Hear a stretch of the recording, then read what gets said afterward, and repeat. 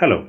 So far we have discussed about transistors, transistor characteristics, transistor construction, transistor biasing, transistor stabilization, and so on. Now let's do the actual business. We'll start discussing the practical application of transistors. And the main application of a transistor is that it is acting as an amplifier. So in this session, we will discuss the operation of a transistor as an amplifier. Let's start by drawing a transistor amplifier diagram. We have a VCC, a supply voltage. From there, we will have a collector resistor, which is connected to the collector of a transistor. For simplicity, I am drawing an NPN transistor. From the emitter, we will give an emitter resistor for biasing purpose, and then it will go to ground. At the base, we give a voltage VB. Then the voltage at collector is taken as the output, and this voltage is, say, VC. The voltage at the emitter terminal could be written as VE. So the biasing voltages in this configuration are VCC and VB. Now we will have the different DC parameters. We have VC. The collector voltage is given by VC equal to VCC minus ICRC, where IC is the DC current flowing through the resistor into the collector. And we have the base voltage VB. Then we have the emitter voltage VE, which is given by VB minus VBE, where VBE is the forward voltage drop across the base emitter junction. This is somewhat around 0.65 volts, so we can write it as VB minus 0.65 volt. That is our VE. Now the base emitter region should be forward biased, and it is forward biased. For the proper working of the transistor as an amplifier, the collector base junction should be reverse biased. But the problem is we have positive voltage at the collector as well as at the base. So to maintain the base collector junction in the reverse mode, we need to have a condition VC greater than VB. So this is the biasing condition. Now let's look at the different currents. We have the collector current here. Then we will have a base current flowing into the base, IB. Then an emitter current will be flowing through the emitter resistance, which is IE. And this IE could be written as IE equal to VE by RE, where VE is the voltage at the emitter terminal and RE is the emitter resistance. Likewise, we can write IC, the collector current, as VCC minus VC by RC. So these constitute the DC parameters. Now, when the transistor is being stabilized and it is properly biased, what we do next is we will give a small AC signal at the base to get it amplified. Let's give a AC signal, say small Vs at the base, and when you give a Vs at the base, that will be appearing at the emitter junction without any change as VE. So we can write Vs equal to VE.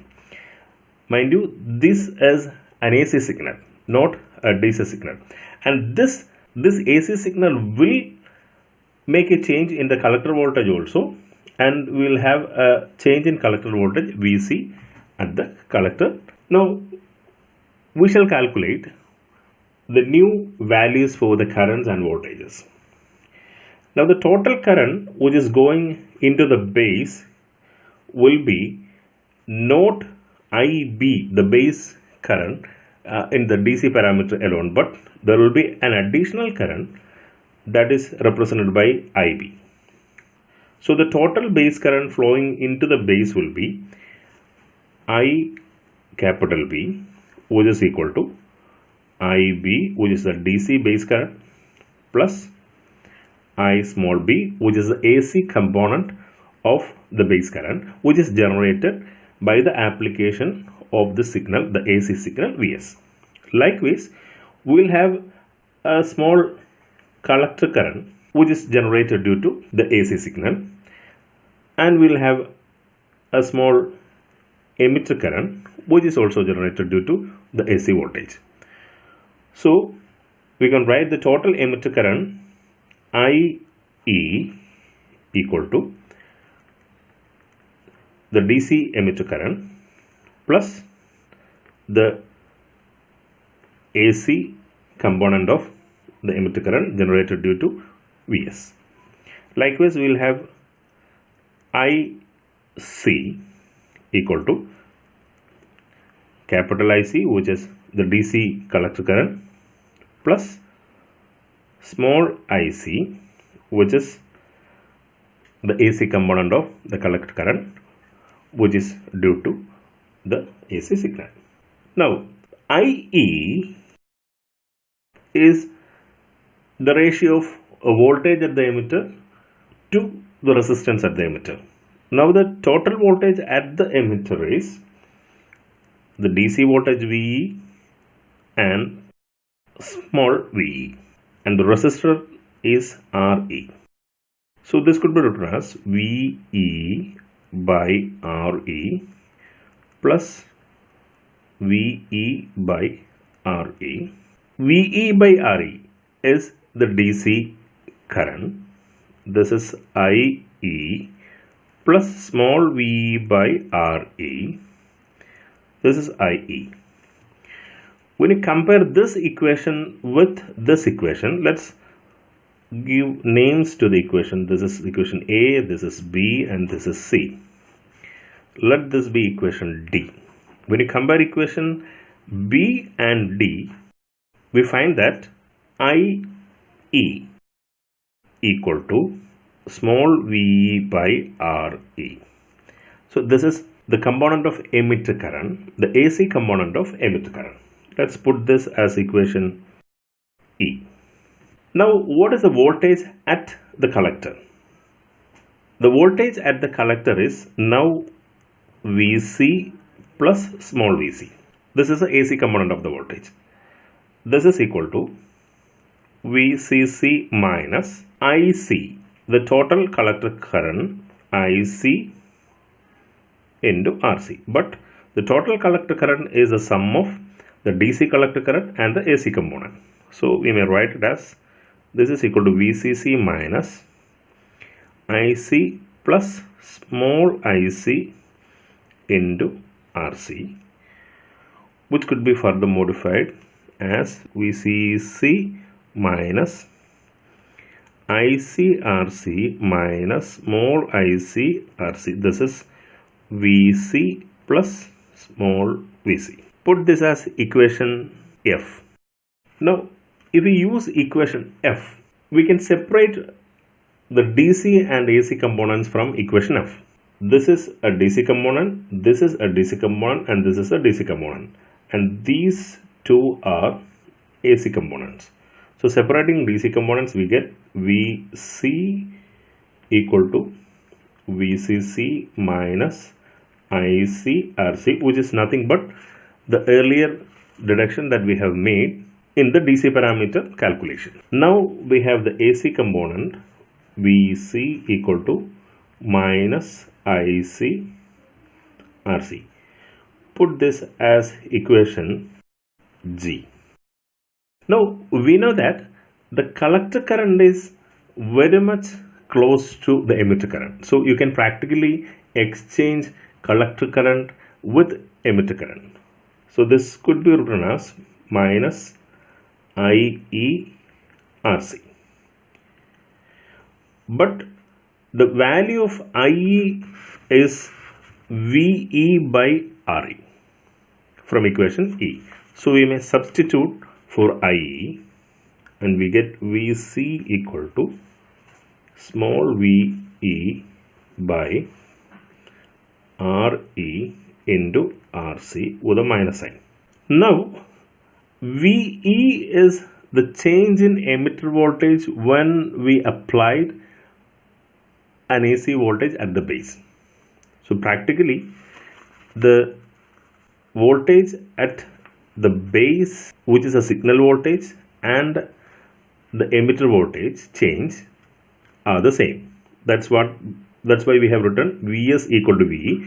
We may write it as VB equal to VE for avoiding confusion. VB could be written instead of VE. So minus VB by RE into RC. This is VC. Or rearranging this, we get VC equal to minus RC by RE into VB. Now let's analyze this equation. What does this equation tells us? VC is the change in the collector voltage when a change in base voltage VB is applied. So this is the output voltage change and this is the input voltage change.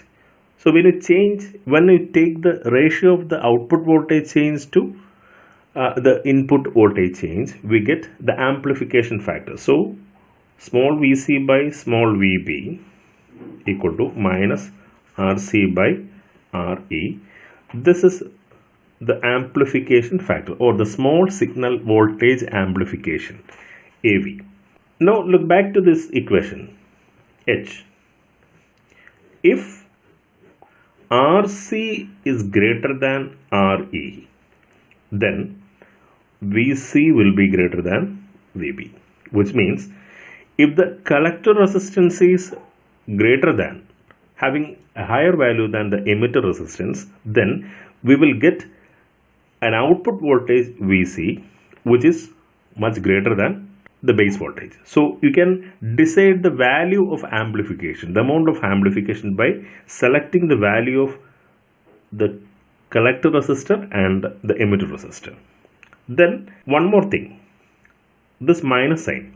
This minus sign indicates that the voltage is inverted at the output, which means if we give a sinusoidal voltage here, we will get an amplified version of this sinusoidal voltage at the output, which is amplified by a factor RC by RE, but in an inverted fashion, which means if this is a pure sine wave, then we will get an inverted sine wave which is amplified.